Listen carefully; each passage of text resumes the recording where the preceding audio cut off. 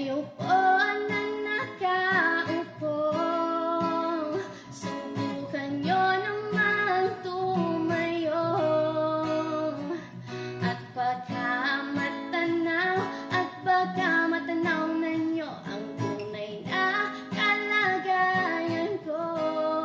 Ganito kasi yan, tao po, nandyan po ba kayo sa loob ng malaking bahay at malawak na bakuran, mataas na pader, pinapaligiran, at nakapilang mga mamahali sa sakyan, mga bantay na laging bulong ng bulong, wala namang kasal pero marami ang nakabaro. Lumakas man ang ulan ay walang butas ang bubong, mga plato at kutsara na hindi kilala ang tutong, at ang kanin ay simputi ng gatas na nasakaw, at kahit na hindi pa sa lamesa ay mayama. Ang sarap sigurong manirahan sa bahay ng ganyan, sabi pa nila ay dito mo rin matatagpuan ang tao na nagmamay-ari ng isang upuan, na pag may pagkakataon pinag-aagawan.